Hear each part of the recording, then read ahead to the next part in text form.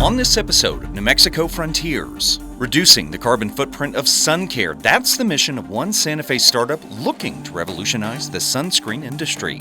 Plus, find out how a near-Earth asteroid could completely revolutionize the way we think about physics. And we're learning how telemedicine is providing a vital path to better perinatal care for families living in rural parts of the state. New Mexico Frontiers starts right now. This is New Mexico Frontiers. Presented by Veris Research. Hello and welcome to New Mexico Frontiers. I'm Chad Brummett. The New Mexico Heart Institute has participated in a number of clinical studies over the years to bring better heart health to the state. And their latest trial could be a game changer for those suffering from mild heart failure, all the way up to patients with a pacemaker.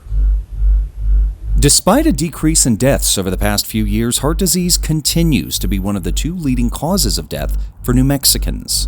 In 2021, the Department of Health reported just over 146 deaths per 100,000 people, which was lower than the national average. However, cardiovascular disease can look quite different from one person to the other. Heart failure is where the heart can't pump enough blood to meet the needs of the body. And people have symptoms from that go from just some mild shortness of breath with exercise all the way up to shock. And most of the people are existing in that spectrum of symptoms. It's within that spectrum of symptoms that Dr. Mark Benares and his team at the New Mexico Heart Institute are participating in a clinical study. A study that's focused on this device, which could help patients live longer, healthier lives. The CoreCinch HF study is a multi-year clinical trial for the AccuCinch, a product whose manufacturer says reduces the size of the heart's left ventricle, which means greater symptom relief for those suffering from heart failure and potentially a longer life. There definitely is a clinical need that's met by this, and a clinical question then that can be asked and answered with the trial. So that makes this very appealing to us. Essentially, this small device is attached to the inside of the left ventricular wall. Then it's cinched. A contracted left ventricle then can reduce the size of the heart's main pumping chamber, reduce stress on the organ, and potentially improve its strength. The hope, and what we've seen in cases, is that the whole heart muscle, the scarring that goes on with heart failure, as the muscle fails, it then gets replaced with healthy tissue that's going to function better and be able to squeeze better. Dr. Benares says the AccuCinch isn't for everyone, however. The wall of a candidate's left ventricle must be at least 5 millimeters thick in order to successfully anchor the device. Additionally, patients who previously suffered heart attacks may have too much scarring to be a successful candidate. Otherwise, the ideal patient pool is quite large. A person would be having limitations to what they can do. They can't do their activities of daily living. They're brushing their teeth, showering, making the bed without feeling short of breath. The Heart Institute successfully implanted the AccuCinch into New Mexico's first patient in February. And according to the Albuquerque Journal, the procedure went perfectly. He had an immediate response of no shortness of breath, and he was having some chest pain afterwards, but then he had no shortness of breath, and he has maintained that he's had no shortness of breath since the device was implanted. About a week after he was discharged, he was able to walk 2 miles, which he hadn't done for years. Dr. Benares says that the clinical trial is about halfway through. With 200 participants on the study worldwide, he says that if all goes well and the AccuCinch receives FDA approval, it could be on the market for patients within 6 to 8 years. And we have a very small hospital, and we can make care very predictable here for people by aiming for the best care possible. And so that makes this an ideal place for research to happen. Now, according to the Institute, they are still accepting candidates for the study, and they encourage anyone interested in participating to contact them for details. Well, coming up after the break, we are talking with a physicist from Los Alamos National Labs about their research into a near-Earth asteroid and how it could change our understanding of the universe. And later, a New Mexico startup is hoping to revolutionize the sunscreen industry and reduce the product's carbon footprint. New Mexico Frontiers will be right back. Veris Research is the title sponsor of New Mexico Frontiers. Veris Research, where advanced technologies, cutting-edge scientific research, and intelligent innovation meet to create solutions that matter. Online at verisresearch.net.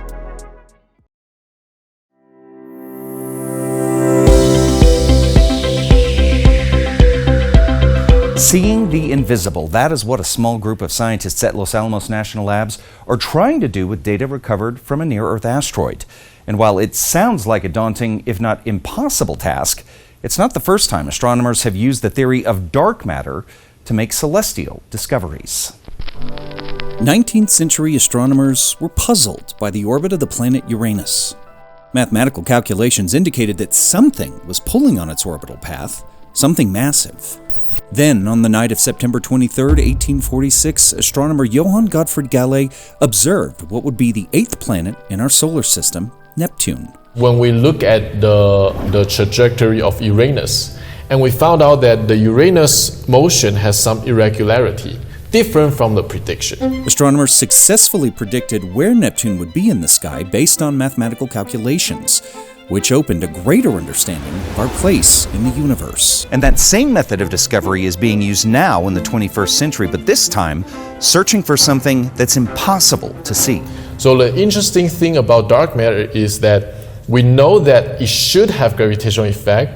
We know roughly how it's distributed, but we don't know any of the detailed particle property or any of the detailed wave-like property that dark matter should have. For more than a century, scientists and astronomers have theorized that there is an invisible form of matter tying the universe together.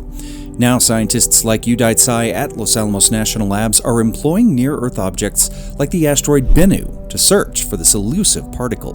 We're actually trying to see, first, if there is any force that is beyond our current understanding, and also we can use that to also study the dark matter distribution in the solar system. The 2023 NASA OSIRIS-REx mission collected samples of dust and rock from the asteroid, and Tsai says that the samples could help fundamentally change our understanding of the standard model of physics, adding a fifth element.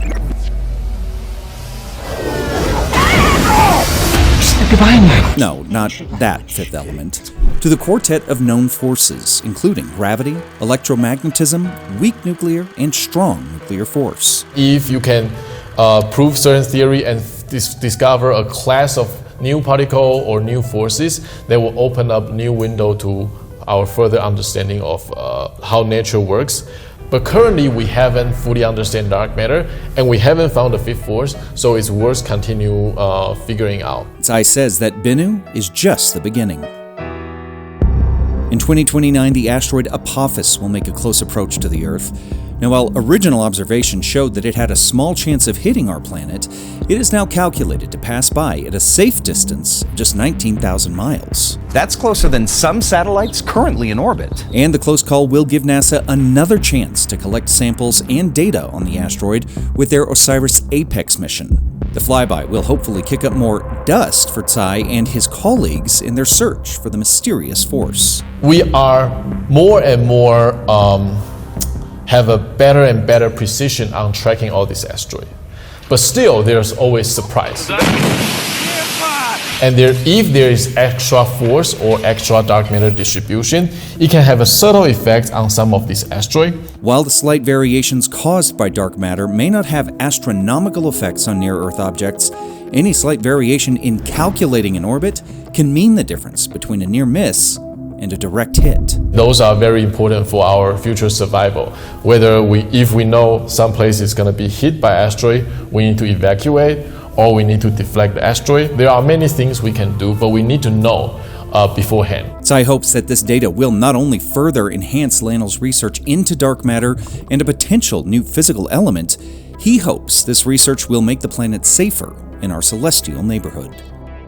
Tsai says that while there is evidence of dark matter within the universe, proof of its existence within our solar system is yet to be found. Well, after the break, we are learning more about how telemedicine is providing a vital path for families to receive quality perinatal care in the maternity deserts of the state. New Mexico Frontiers will be right back.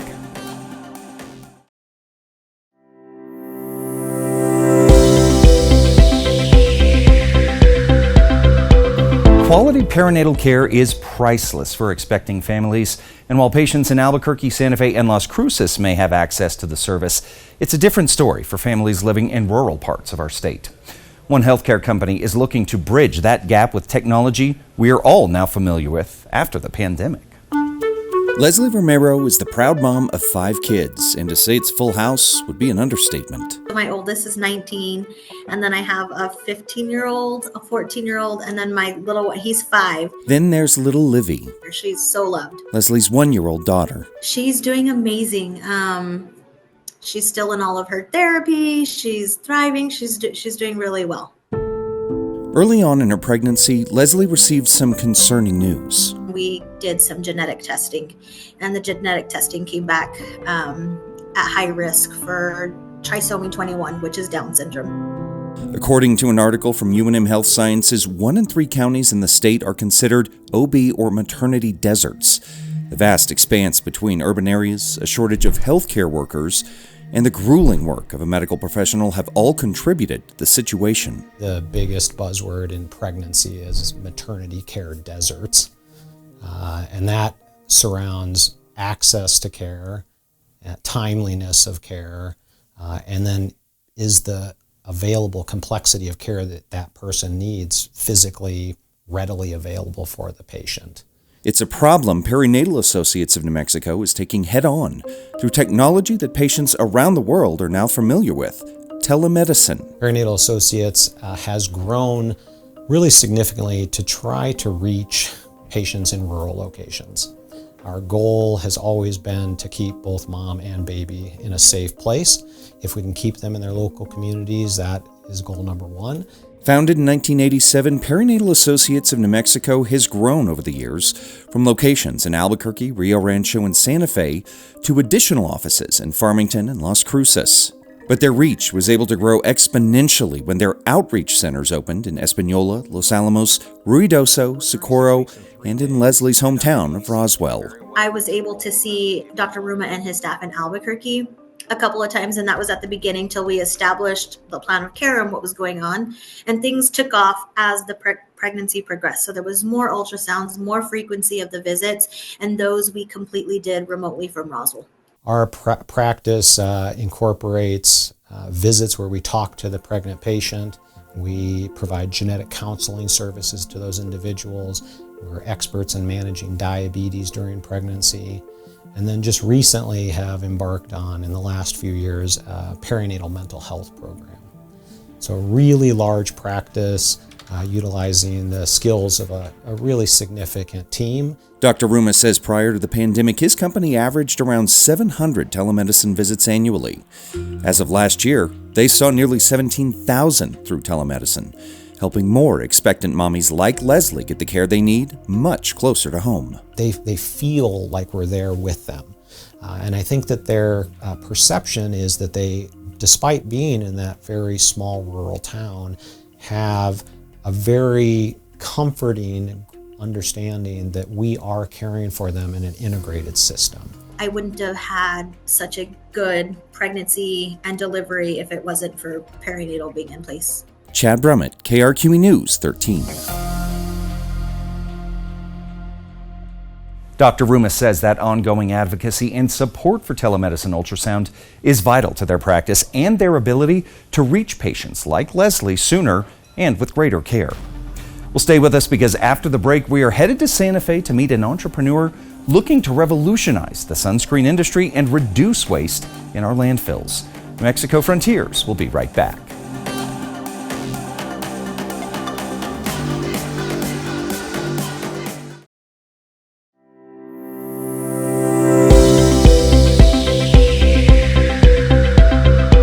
According to the CDC, skin cancer is the most common form of cancer diagnosed in the United States. And New Mexico's high elevation can intensify the sun's effect on the body's largest organ. We spoke with a New Mexico startup company that is looking to keep people safe and our environment cleaner. New Mexico's high desert is perfect for outdoor activities. An average of more than 300 days of sunshine attracts enthusiasts from across the country and across the globe. But that benefit comes with a cost. A 2011 study by the CDC and the New Mexico Department of Health found that approximately 50 New Mexicans die each year from melanoma, one of the most common forms of skin cancer. And it is largely preventable. We have the technology to prevent it. It's sunscreen. Alexandra Merlino is an outdoor enthusiast and serial entrepreneur, And like many folks in New Mexico, she has what she calls a love-hate relationship with the lotion. People just don't like sunscreen, and either did I. So I would fight with the sun. I wore hats and long sleeves, would try and avoid going out in midday, just to not have to wear sunscreen. But that outlook shifted after she was diagnosed with skin cancer herself in 2020. That made me pause and realize if I want to prioritize being outside, which I do, I need to embrace sunscreen. That led her and 3 of her colleagues to create Be Wild Outside, an environmentally friendly sunscreen that not only avoids harsh chemicals, it reduces the amount of plastic bottles in landfills by giving the consumer a reusable dispenser designed with the adventurer in mind. And it dispenses pretty easily. It's like this, 2 of those, boom, boom, and you're on the go. The sunscreen is mineral-based, using zinc and titanium oxide to reflect the sun's UV rays. As opposed to chemical-based sunscreens, Merlino says that Be Wild Outside is gentler on the skin and is safe for those with sensitivity to skin products. It comes with a cartridge inside. This cartridge is made of aluminum. It is recyclable. You can return it to us. We will have it sterilized and put it back into our system, or you can drop it into your recycling bin. This cap, this your pump cap, it stays with your unit. Their SPF 40 lotion has received FDA approval, and the reusable dispensers are currently in development. And the company hopes to get their sunscreen on the market by August. But as Merlino says, it's not just about putting it on once and forgetting about it. You have to reapply your sunscreen, right? I learned the hard way. I don't want other people to learn the hard way. She recommends reapplying sunscreen about every 2 hours, as sweat, water, and the sun itself all work to degrade protection. Be Wild Outside hopes that their product will not only protect the skin of their clients, they hope that their reusable and recyclable products also protects the environment, reducing the amount of plastic in landfills across the state, across the country, and someday across the globe. Be Wild Outside is currently looking for more investors and will be launching a crowdfunding campaign within the coming months. Well, that's going to do it for this edition of New Mexico Frontiers. For more information and for other episodes, just head over to krqe.com. Thanks for joining us.